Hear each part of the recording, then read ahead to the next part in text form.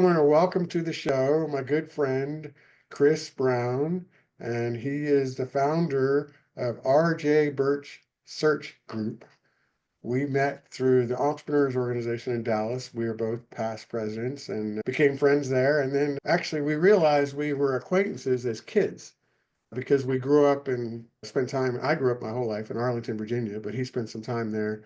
And so we knew each other there. And then he was back there later for a few years while I was there. And I don't know if we overlapped that time, but it was a crazy thing. We belonged to the same country club, and then we met down here, a couple of decades later. So hello, Chris. How's it going, Henry? It has been a long time when you start thinking about it, and we're all feeling a little bit older these days, maybe even around the midsection a little bit. But you look back at those days, those were 45 years ago that you and I were terrorizing Washington Golf and Country Club back in Arlington, Virginia. 45 years. It's crazy. That is something. And I had most of my family at my parents' level and grandparents' level, pretty much all of it actually, that was involved in one way or another. You were there partly because your family was involved in government. That's quite a story. Why don't you share a little bit about that? Oh man, Henry, I tell you, I've always had some sort of ties to Washington, D.C. As a matter of fact, up until I moved down here to Texas back in 1995. But my entire life as a kid, from the day I was born, my granddad was a member of Congress. My mother worked up there as a lobbyist for a number of years. And I loved it. I mean, especially because it was very easy for me to make that decision after college to go back up to Washington, D.C., where I was from 92 to 95. And I did some internships in the summer, which it was just a blast. It was so much fun being up there, learned a lot. But then it didn't take a whole heck of a long time to realize I know what I don't want to do for very long. So make your mark, learn what you need to learn, and kind of move on to bigger and better things. And that's Well, when we this moved down was to Texas. always modest about it, but Congressman Jim Wright was a long-term congressman from Fort Worth. I was just looking up how many years he was congressman for 55, 34 years, and he was the 48th Speaker of the United States House of Representatives. So that is a big deal. Yep. So you had some interesting experience in the political world through both your mom, but others in your family, and of course your grandfather. Yep, Uh, sure do. Sure do. And he was faithful to the opportunity because he played football and all the other sports in high school, and he ended up busting up his knee pretty good. And one of his teachers had come to him and says, "Hey, Jim, you're not playing football this year. Why don't you come out and join the debate team?" And he was like, "Debate team? Okay." Just jumped on it because he was offered the opportunity, and the teacher at the time thought he was going to be doing very well.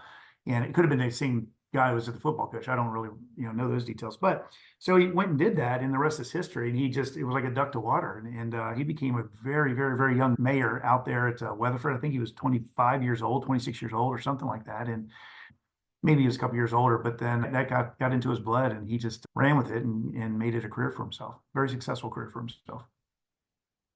well, and your first job was interesting because it was a non-political job. I understand you did get that through some people that you knew through your family, but you actually worked in the House of Representatives, kind of on the business side. Because you went into Yep. business after that. Interesting to work for the U.S. House of Representatives, basically helping them with business. I And, don't. It seems like an oxymoron, doesn't it? You're like going, the federal government and business. Where people might be scratching their head for that. and then that must have been a few fun years. And then I guess what took you to staffing? So your first job after that was staffing. Your current business is staffing. There's lots of different names for staffing. I mean, Yep. old names for headhunters. You probably know them all, but what interests you in that? Obviously, you're very good with people. You're a relationship person. That's got to be part of it. But there must have been something that intrigued you about that originally, and then you stuck with it, I built on did. it. Henry, and it was one of those things where, funny story is my wife and I came down to Texas back in the beginning of 1995. We were down here for a wedding. Back then it was time for us to leave Washington, D.C. by choice. We wanted to get out of there. We wanted to, go someplace else and learn something new. And what we did is we had, subscribed to the local newspapers from Tampa, DFW, Austin, and Phoenix. We were going through the wanted ads, and so that time we were faxing resumes, and it was just coincidental that we were coming to Dallas for a wedding, and so we had interviews set up for Thursday and Friday of that long weekend, and then I think Tuesday, following that weekend. And by the time we got on the flights on Wednesday, we both had offers. We're like, well, guess this was pretty easy. So it was fly back to DC, pack up, put in our 2 weeks notice, and bring it on down here. And so I ended up working for a company that was it was a commodity sell, and I learned a lot from that too, because it was trying to take a commodity sell and turn it into a features and benefits and why they needed specific equipment. And this was for Pitney Bowes, and they were selling photocopiers at the time. And so, but spent a little bit of time there, did very well for those guys. But again, once again, it was one of those things where it was a learning opportunity. Being 24, 25 years old, someone had reached out to me, a guy that I knew, said the exact same thing. He says, Chris, you never met a stranger. You seem to know a lot of people. You're the ringleader for all the socialites. You guys are always going out and having fun and stuff. I said, you probably would take a look at this, and you might do very well with it. And so I did, went through an interview process, got an offer. And again, it was just one of those things where it just came. It's never really easy because it's a lot of hard work. But the biggest fears that most people had about reaching out to executives or other individuals to potentially, have a story to enhance their careers in one way or another.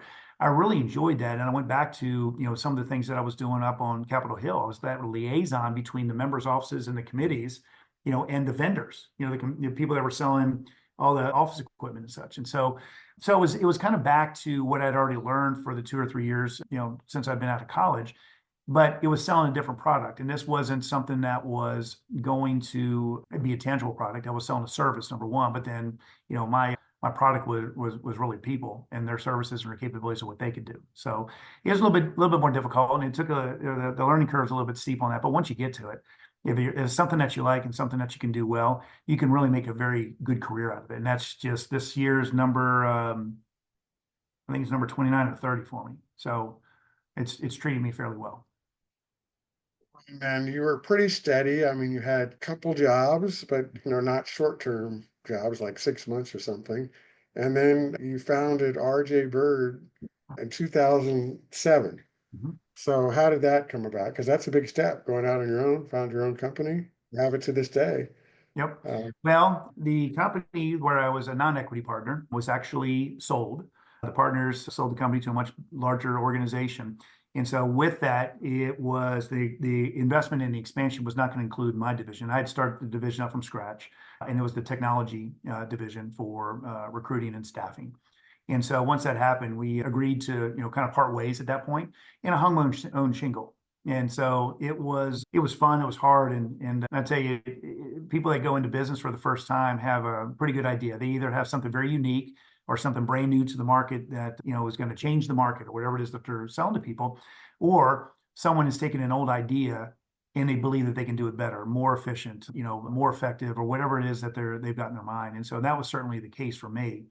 And so one of the things I noticed was there's a lot of work to be done. And it seems like it's easy for everybody else thinking outside the box and looking in and saying, oh yeah, I could do this. But when you're actually, your income depends on it, your compliance, it depends on it, your reputation depends on it, and everything else that you got to do for labor laws and such. It's important and it's big, and it was very difficult, but we've enjoyed ourselves. And you think about this, we started in 2007, and in 2008 and 9, market crashes, and so we made it through there, limped, because again, we wasn't a whole heck of a lot. I think we might have had 4 or 5, maybe even 6 people working for us at the time. But since Labor Day, 2009, up until 18 months ago, Labor Day 2023, we saw and benefited from the greatest employment market the world has ever seen. And thank God we're in DFW, because we didn't, we don't have the peaks that, the coasts do, but we also don't have the troughs. So it's just as diversified as we are with our industries. It worked out real well. So no regrets. It's all been a good ride. what do you like best about it? I was looking at a little note from the founder. I know that on your website, which you can look up, everyone can look up, rjbird.com. You talk about quality, not quantity. Mhm. So earlier you talked about more commodity, and this is more about quality. Has that been your mission, Yep. or one of the things that you said, maybe try to take idea and do better than some Yep. of the others? Yeah. Yeah, and that was really what we didn't want to be everything to everybody. We wanted to be very selective with the size of the companies that we were working for, kind of industry agnostic. But what we really wanted to be able to do, Henry, is when somebody comes to us, we're talking to the decision maker. because that's who's going to be impacted by our services. And whether or not we succeed or fail, sometimes you never even see who the person is that's actually buying your services. It goes through, a recruiting team or HR or some other facilitator that actually is helping out, for the person that is actually going to be hiring for this role. And so by sticking with the small to medium-sized businesses, by and large, we had most of our successes was dealing directly with the executives themselves, mid to senior management. And so that's what we wanted to do. And we made a huge impact in, taking it to market and taking this idea to market. It was still recruiting, but the great thing about it was we had something fresh, something different, something that nobody else out there was doing. And that idea was there was again, this is back in 2007, all the way up to, the craziness of the pandemic. But there was nobody really out there that was specializing in a specific compensation segment. And what we did is most of our stuff was $100,000 to $250,000. Back then, that was real money. Today, rarely people are being blinking an eye at that. But back in the day, if you think about this, it was too small that the big retained firms didn't want to mess with it at all. In fact, but they knew how much business was there and how important it was. And that's why a lot of the big boys started up what I refer to as their JV crew. And that's what, what they were doing was focusing in on that below $500,000 compensation.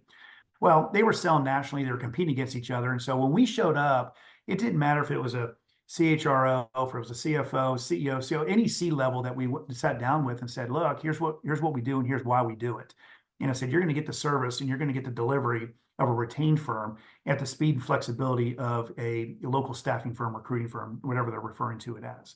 And people are like, well, how are you going to do that? And so it really started conversations that, again, nobody else was having. And so we were trailblazers as far as that's concerned. And so it was fresh, it was new, it was different. And the clients loved it because now they didn't have to go get a retained firm to go do, someone that was controller level or CFO level or even a CIO, CTO. They could come to us and they could trust us because that was the one thing that was extremely important to me is we have to be trusted, and it takes a long time to be able to build that trust and reputation in just a split second. You screw something up one time, you say something that isn't true, or you've kind of shoved a square peg into a round hole, so to speak, and it just doesn't work out, and no one believes you that, from that point going forward. So it was at all costs that we were going to be very ethical and honest in everything that we ever did. So walk through for someone that hasn't been through this before, if they wanted to get help, there's really two sides of this, but more than that. But put simply, if you're someone that wants to get help finding a job and either a recruiting firm reaches out to you, or you want to reach out to a recruiting firm, what would that look like? And then on the contrary side, I think you explained, yeah, well, you obviously, how do you find those people? So you go with a company, because I have worked with staffing companies, and they come and they say, well, what's the range? And then they tell you what they think the range is, and there's some back and forth because they have market expertise and what's the experience level, what's the job description, what would make them want to come work for you as opposed to somewhere else, all those kind of questions. Sure. But I really don't know much about, I guess, okay, how do you go find those people? And I imagine it's changed over the years. We didn't have all the internet where people do a lot of posting online. So there's probably some history to that. But like, if you're going to give us a company advice or a prospective employee that wants to find a job advice, what would you tell them? Well, it's multifaceted too, because there's so many recruiting firms, here in DFW, and then everybody outside of DFW wants to do business inside DFW. So a lot of times, some of the basics that I would recommend to somebody is look at a company and find out, are they based here? Is the corporate headquarters here, or is this a satellite division? Because believe it or not, sometimes it makes a huge difference. Because if it's the principal, me, and the buck stops with me, they always know that I'm a phone call away, an email away, a text away. So if something were to go awry, which it does happen, it's certainly not the practice, but every once in a while something's gonna, rear its ugly head, and it makes Anything in life, yeah. Yeah. Driving around the corner, go to the grocery store, and something can go awry. Get a flat Yeah. tire. Yep, that's exactly right. So you take that into consideration. That's just one basic operation. But the other thing too is you're looking at the opportunities that are out there to post it. And so you're going to be able to pick up a lot. Anybody's going to be able to pick up a lot when you're having a conversation with you, me, or anybody else that's going to be sitting around us. Is are you getting something that you feel as though you're being sold something, or is the person trying to go through the details, but can't really answer a lot of the details and the granular items because, Henry, the easy parts are this. Hey, what's the salary range? Hey, where are you guys located? Do you have to show up to work? Or are you working remotely? Is there parking? Is there, what's the next step up, or how big's the team? All those things are easy. They're very basic and they're very logical. But if you put yourself in a situation and you came to me and you're looking to hire somebody, the intangibles are really what's going to make you very proud and very successful in this industry. And so what I mean by that is it's easy to match up acronyms. It's easy to match up an education or certification or skills on a resume to that of a job description. Those are the easy parts. But when you're really looking for a cultural fit or even how do I say this, a competency, okay, not a competency in the sense that what has the individual accomplished, since he or she has been out of school for 5 years. What I'm talking about is if you get some forethought to this, and I ask you the question, hey, Henry, okay, talk to me about this role. Why is it open? And then we start going into great detail about why is it that you even need to hire this person or want to hire this person. But when I ask the question and I go, okay, let's fast forward this. We're successful with this place when we find what you're looking for. And you're sitting down doing a year in review with this individual. What has that individual accomplished for you? Okay, what are the bare essentials and the expectations that you're going to have? And what has this person done at that point that's really just blown the socks off you, that really has gone beyond the call of duty and what your expectations were? So when you start thinking about those things, and then now you start talking about, wow, nobody's ever asked me that question before. And that's usually what the response is. But it also starts thinking about a wish list. I said, are you just looking for someone who has a degree? Are you just looking for someone who has a certain certification and a clean resume who can walk and chew gum at the same time, and somebody who's going to show up to work whenever they're supposed to be showing up to work? Again, before the pandemic, it was easy, Monday through Friday. After the pandemic, not so much, because now people are working hybrid, some are remote, and some people are being brought back. But those are some of the differentiators that we've trained on exhaustively to make sure that it's shut. Everybody knows the easy questions and the easy answers. Go beyond that and be able to find out what really is going to work. And then when you're qualifying and you're talking to other candidates for particular positions, you're going to be able to guide the individual and start talking about what if and behavioral type of interviews to find out whether or not they're even going to survive, number one, or thrive in a fast-paced environment. And if they're looking for someone to reinvent the wheel, there's a lot of those positions out there too, and those are role players, and that's fine. There's a lot of those, but really what you're looking for is what's going to make a difference and what's on your wish list. So, was there one big change in the industry 10, 15 years ago 20 years ago, or that you were able to overcome? Because there's been significant changes, and I'm sure you had to do some adjustment along the way. There's been some evolution, and I've been, my answer to that question is very, very similar. Every time there's a new technology, the latest and greatest, obviously, everybody knows about, is going to be AI. But prior to that, it was going to be, job boards. And prior to that, it was going to be job boards with crawlers and then, specifics, you name it, doesn't matter what it is. But every single new technology for the last 25 to 30 years is going to put the recruiting business out of business. And it never happens. It just doesn't, it can't. I don't care how good AI is. It can identify a Henry Harrison or Chris Brown. But at the end of the day, if the individual is going to reach out to us and we don't like the conversation, we don't like how they're pitching it, what the company culture is, or again, whatever the items are that we just don't like them saying, then it matters. Nothing ever happens and no deal's ever closed without, unless you're buying gas. That's an easy deal to be closed without any human interaction. But it's all about conversations and your ability to influence. Your definition of leadership, it's nothing other than the ability to influence. Well, if someone's going to reach out and representing company XYZ and is trying to woo me into coming to work for XYZ, it better be something pretty spectacular, very intriguing, or go, interesting, tell me more. And I better like the other individual on the phone, because if they're just reading off a piece of paper, or they sound unintelligent, or really can't answer those hard to answer questions, it's not going to go anywhere beyond that. It really and truly isn't. And that's just one of our experiences. So every time there's been a new technology, it just opens the door for opportunities, because people start relying on that technology and they realize this isn't exactly what we thought it was going to be or what we were hoping it was going to be. And they had no coming back to us anyway. So it's good.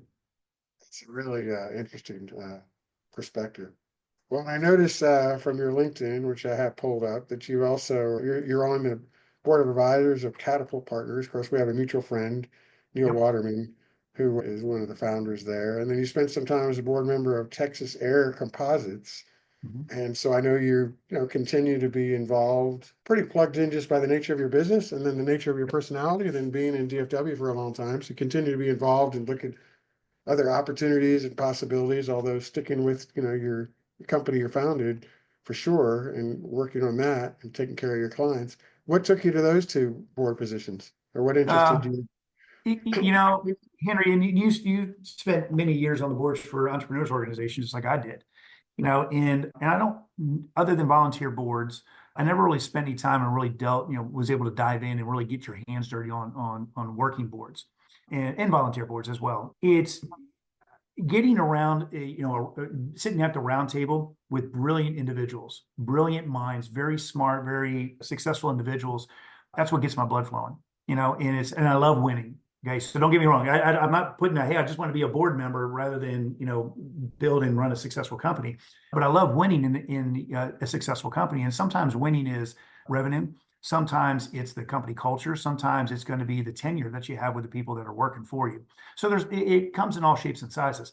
But the other thing too, what I love doing is being able to pay it forward. And because of my relationship that I've established out there with many people, they've trusted me and they've come to me and they say, Chris, do you know anybody who can do this? And my response is, let me check.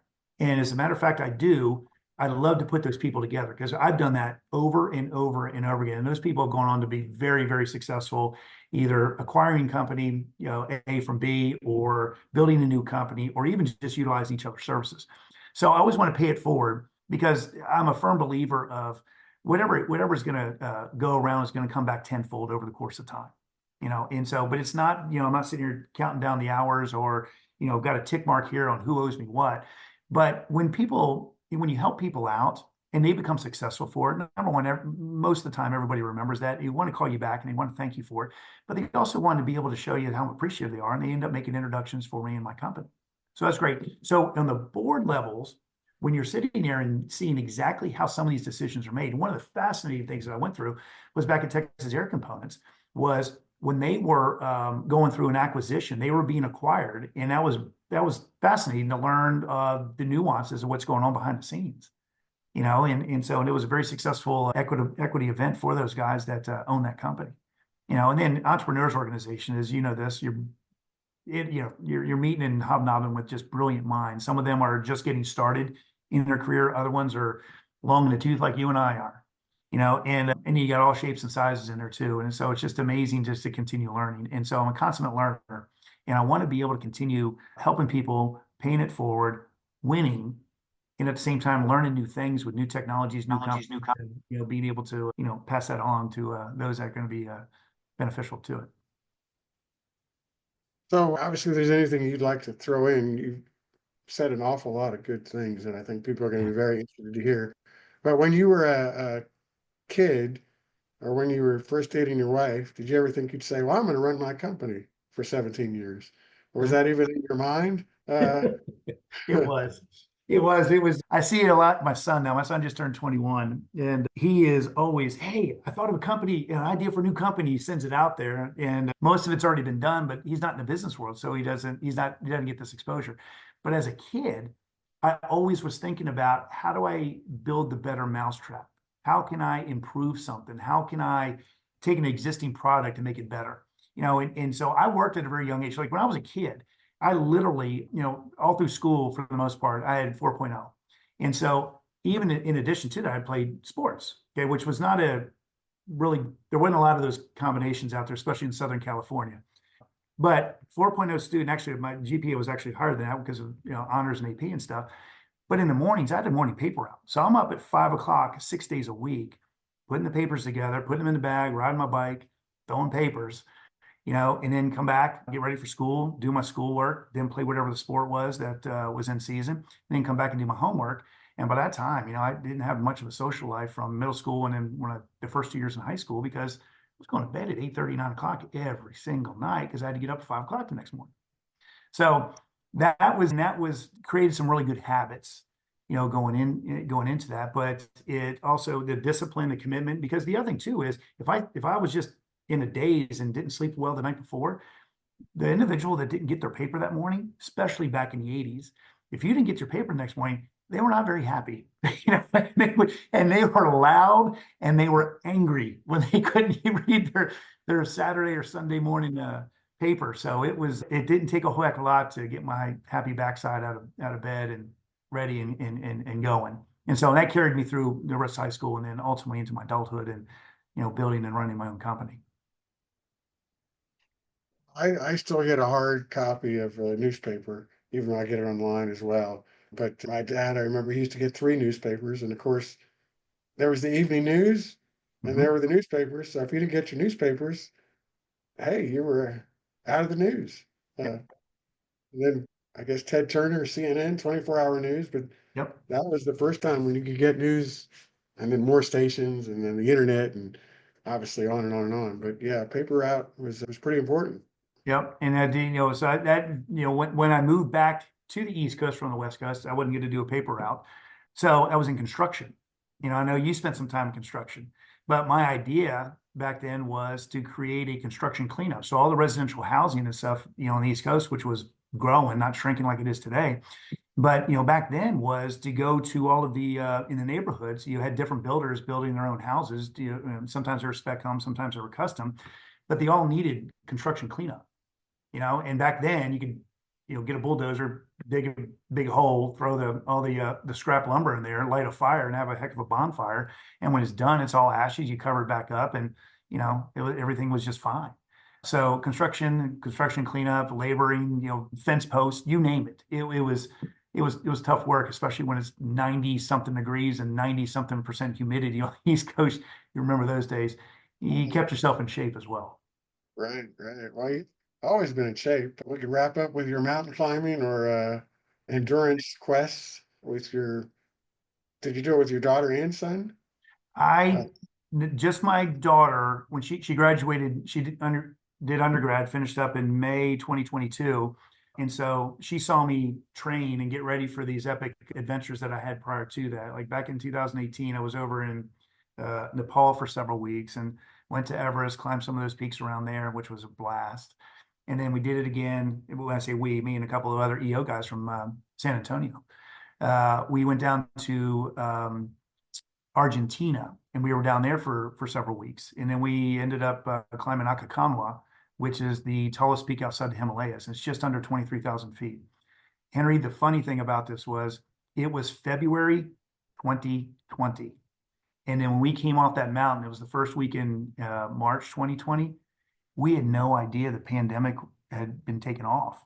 And so there's 15 people in this expedition. Our bragging well, rights there wasn't up. You were safe at 20. You should have stayed up there, right? yeah, exactly right. Should have stayed up there. And the fun part about that was you're off the grid, for weeks. There's no mobile coverage out in the mountains, especially when you're up, 15, 20, 23,000 feet. It's crazy. But what was so sobering, if you will, was half of our expedition were from outside the US. And it took us hours to come down off that mountain, days to come off the mountain, but then hours to get back into Mendoza. And as soon as we got back into mobile coverage, everybody's phone lit up with emails, texts, missed calls, whatever, you name it. And so those individuals that were from outside the US and from Europe and Asia as well had already had family members pass away. And so it went from what is this flu everybody's talking about in January to coming down off the mountain the first week in March going, what just happened? And so we got back into the US March the 7th, back in the offices of March the 9th, if I'm not mistaken, and those stay-at-home orders came just a few days after that.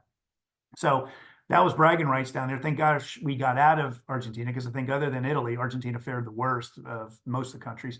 But then, so that was fun. So you go over to Everest and you spend, several weeks over in Nepal, same thing down in Argentina. And then we were 3 weeks in Africa with my daughter doing Kilimanjaro, and that's what she wanted to do for her graduation from college. And so she saw the pictures, saw us train, saw what we look like, saw the benefits from it. And it was just, and I'll throw this out to you too, Henry, it's if people took what they were able to accomplish on a mountain and applied it to business, let me tell you what I mean by that.